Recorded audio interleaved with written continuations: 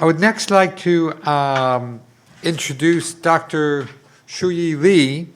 Dr. Lee is on the faculty of the Nanomedicine and Gene Regulation program at the Medical College of Georgia. He's recognized as the first person to clone the full-length human SIM2 gene complementary DNA. Today, he's going to share his research with us on porous wall hollow glass plate microspheres that are used as novel potential nanoarrays for biomedical applications. Please join me in providing a warm welcome to Dr. Shuyi Lee.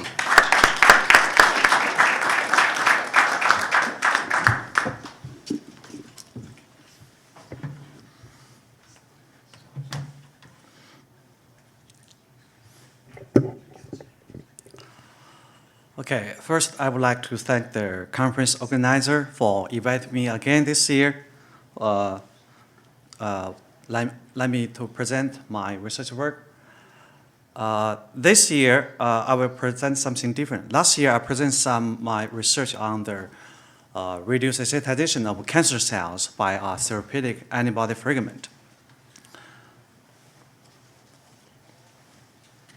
So I came from the NIH Nanomedical Center for Nuclear Machine. Actually, we have two people coming. Dr. Dana is also here. He will present his something tomorrow. Next, please. Next. Oh, I can do that. Okay. So first, I would like to give some background information. So in 1960s, Dr. Larry Hinch from the University of Florida first developed bioactive glass. The key characteristic of this material is biocompatibility. That means the glass material can be used safely in application requiring the permanent implementation. In the past, more than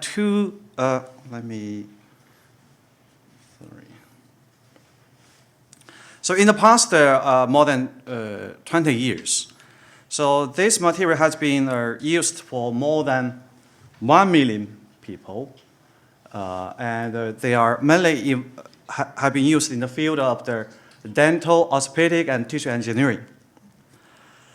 Bioactive glass material or composition of bioactive glass and polymers has been tested as a delivery system, for example, for the antibiotics, some growth factors.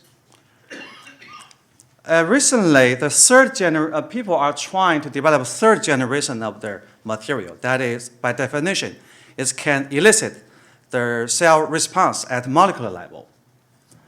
In this field, one of the very successful example is that the radioactive solid glass microsphere to treat liver cancer. This method has been approved by FDA in year 2000. Now this method has been used in the US in many medical centers. So currently, the use strategy for using the glass microsphere is mainly they are using the either bonding to the organic polymers or deposition of the chemical substance directly into glass material. So we are trying to develop a general approach for deliver the biochemical therapeutics.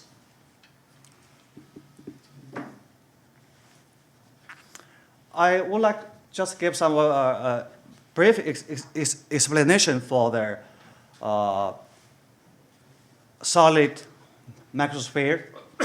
So in this procedure, doctor put the tube from the femoral artery, and then guided by the X-ray, they move the tube up until the light is not point is not working. They can move the tube to the liver, the hepatic liver, which is one of the two blood that supply the liver supply. They can even move their tube further to the right or the left. Can I have their pointer?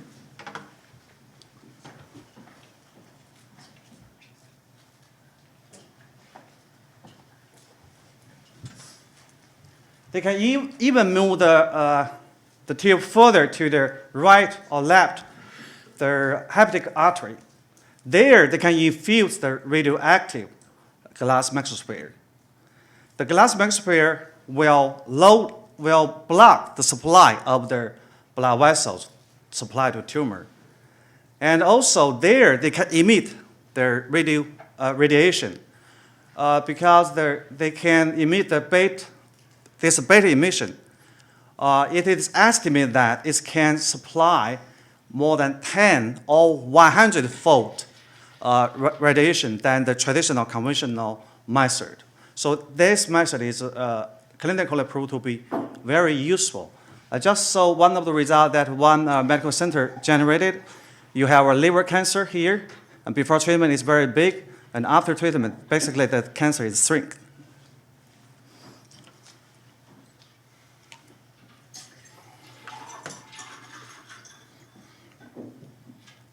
So in definition, the microsphere should be between the 500 nanometer to 100 microns. In theory, the carrier in this size should be able to deliver proteins or some more chemical compounds. So the ideal or drug carrier should consist of several criteria or functions. They should have a high dose delivery capacity. They should have a controlled release. They should have a versatile drug delivery capability. That means you can not only deliver the chemical drugs, antibodies or siRNAs, or even some radioisotopes. So our strategy, we are using the glass microsphere. I should mention that the glass microsphere, the basic components is a calcium and a sodium, which is a part of our human body's composition. It's not regular glass that we shove. And so it's very comfortable. So let me give you a brief introduction for the porous wall hollow glass microsphere. So this material is originally generated from the U.S.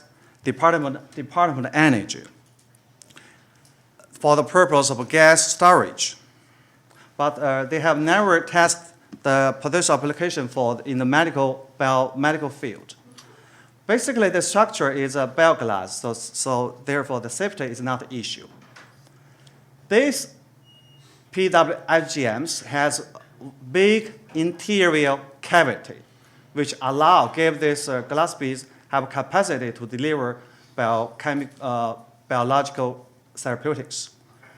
One of the very important characteristics of this carrier is that it has a cell. That cell consists of nanoscale size interacted worm-like channels, which allow biotherapeutics internalize.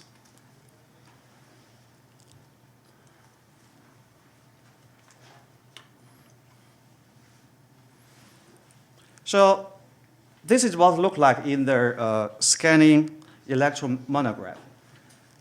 Generally speaking, the bit size is between 10 to 100 microns, with average size about 50 microns. This is in the same order as a solid microsphere for the purpose of the radio immobilization. So if you increase the magnification, you can see on the cell surface there are interactive worm-like channels. So we have tested different. We have tested using different biological reagents. We have tested dextrin, nucleic acid. We have tested different sizes of proteins.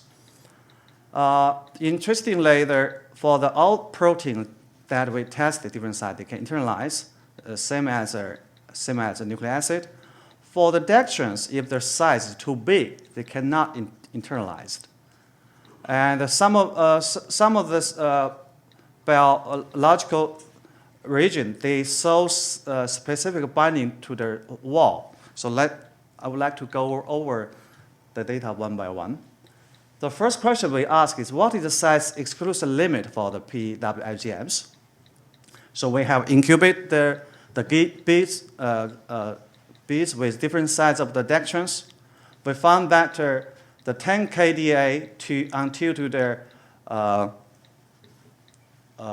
100, they can freely internalized. But if the size is bigger, like 500, it's partially internalized. If even bigger, that is cannot internalize. That's excluded.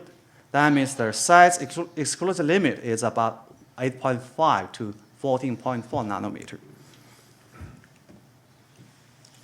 So we also tested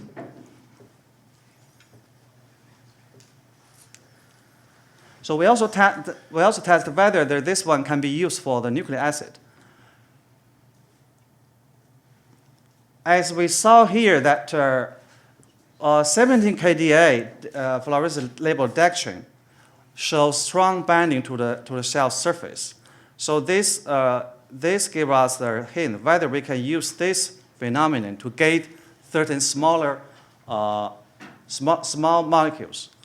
And if you do the confocal scanning, this is just one individual beads. If we scan this from the different optical sections along z-axis, we saw every layer you saw very strong binding. So we tested using 55 more DNA, also siRNA. Both of them can internalize, but after wasting, they are still retaining certain with cell within the wall. And we are sequentially incubate with siRNA and 17 kDa dextrin. We saw that this can make the siRNA retain in the interior cavity, suggesting that this has potential as carrier for siRNA. siRNA is everyone knows that is very widely used reagent nowadays, but there is a challenge how to deliver this successfully. It's a challenge. We also found that the internalized siRNA by using this strategy can release, the conserved release.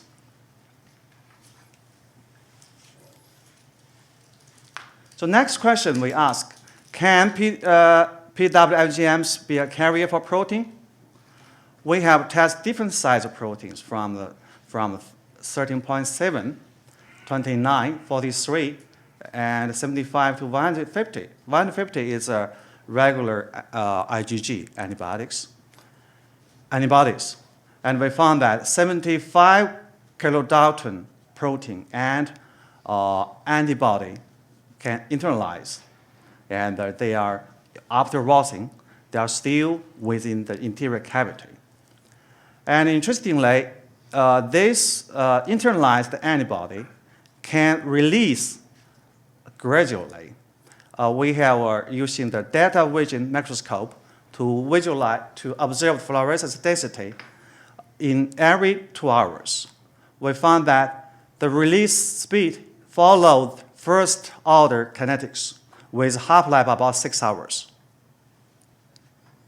So next, we want to test whether we may really use this to deliver the real therapeutic protein, whether we test in the real situation whether it's working or not.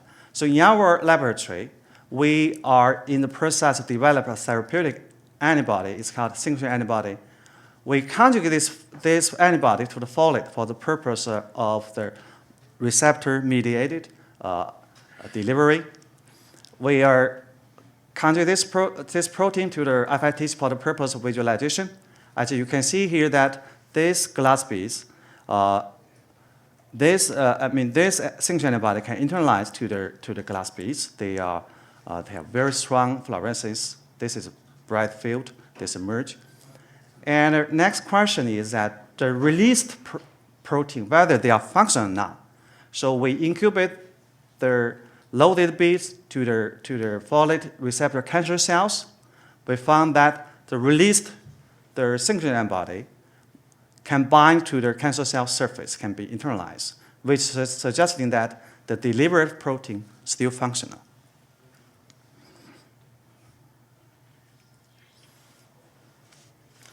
So the next question is that whether we can use this carrier for the deliver something to the tumors. So we perform another experiment. We first loaded our fluorescence FITG label dextran glass beads to the aqueous gel, and we loaded different amount. We performed the quantification. We saw that the amount that loaded shows a linear correlation with photon counts. So that means that the system is working. So once we obtain this data, we inject directly to the tumor site, and we saw under the machine, we saw that there is a strong fluorescent signal suggesting that the beads still return within the tumor. So this suggesting that this porous hologlass microsphere has potential to deliver something to the tumors. So in conclusion, so the PWFGMs are novel form of glass material consisting of the hollow central cavity with 1 micron thick wall, which has a tortuous network of nanoscale channels. We saw that the porous wall of the PWFGMs promote the size-dependent uptake biological molecules in the 3 to 5 to 8 nanometers range. So these include the antibodies and modified our thin-chain antibody fragment, and the release products are still functional. And we also saw that 17-kDa dextran can be used to gate porous wall, which can facilitate in control release of the internalized siRNA. And also we saw that dextran loaded in these glass beads remain in their place after mouse tumor injection, suggesting potential application for drug delivery. So the data I present suggests that this novel form of the drug carrier has potential for deliver different reagent, either individually or in combination. And also it can also has a potential as a second generation of the radioisotope delivery carrier for the purpose of their cancer treatment. So finally, I would like to thank Dr. Dana. He's here. He guided this project and gave us a lot of help. And we also like to thank our collaborator from the Savannah River National Laboratory. They produced this glass piece for us. And the outside is very just white. I want to give everyone some colorful things. This is where we came from. Well, we came from Augusta, Georgia. This is famous for the Monster Tournament. And this is the building that's where we are working. And thank you for your attention. I'm more than happy to answer any question you have.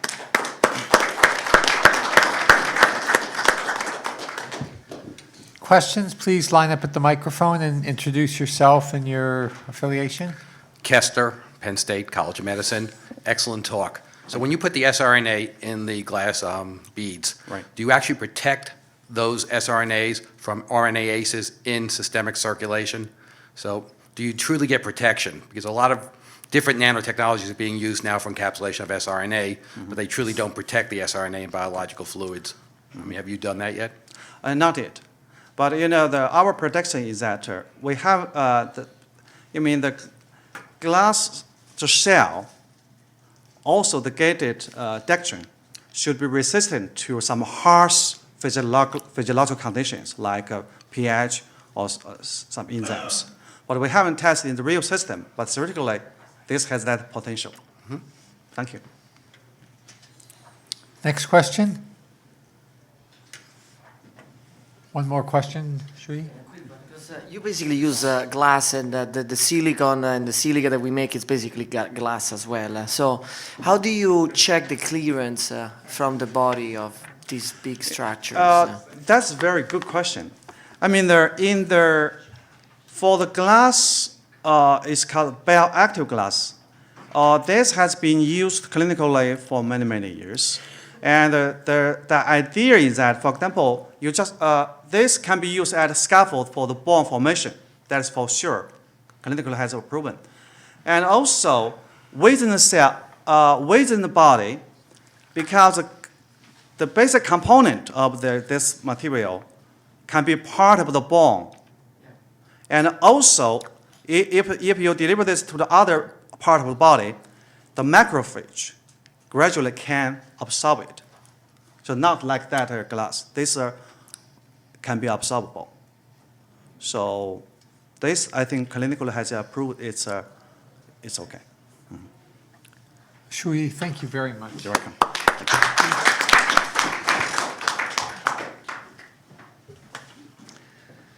I can see you've been very busy since last year when we met. That's terrific research.